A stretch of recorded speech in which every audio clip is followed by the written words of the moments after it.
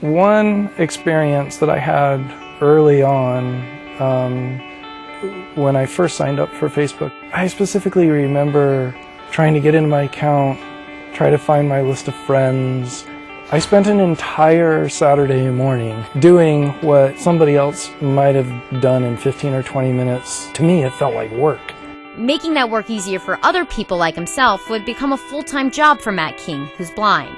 King is Facebook's first blind engineer. His job is to make the site easier to use for the visually impaired. When I open up the app on my phone, I don't realize what a privilege it is to even be able to see it, right? So you're helping bring this experience to so many folks who don't have that ability and they don't want to miss out on something like Facebook. So what exactly are you doing here that's helping that? I've been working a lot on our Messenger product. Another thing that I've been helping with is the system for describing photos to people who are blind. Image may contain one person smiling. You look happy. With over 1 billion users, Facebook now has a team focused on building accessibility tools. That team created an empathy lab to showcase different ways people use the product. One example, eye tracking technology for users with impaired mobility. It's an initiative led by Jeff Wieland. In order for us to connect the world, we need to understand the different ways that people are interacting with our product. For King, who was born visually impaired, it's personal. Technically, I was legally blind. I didn't feel blind. Blindness disables eyes, not life. I wanted to be able to use computers as well as any of my peers who didn't have a disability and were not using a computer. So I was always inventing new ways of doing things, always made a point of getting a hold of the people who were developing the screen reading technology and saying, why don't we change it this way?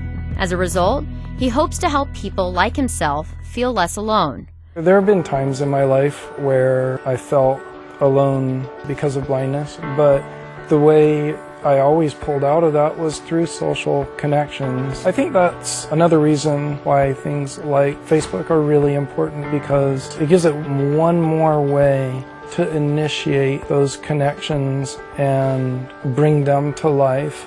The tech might be in its early stages, but the implications for someone like Matt are far-reaching. To me, the steps that we're taking today, even though they're just baby steps in the direction of being able to describe photos to people who are blind by using artificial intelligence, and we're just at the beginning where we're only recognizing a couple of hundred concepts and ideas. This baby step is moving in the direction of a world where nobody's left out.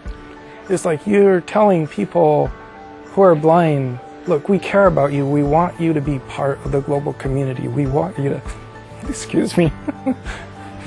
Sorry. We want you to be, you matter. Your life matters, and being connected with other people matters, and we're going to do everything we can to make that possible.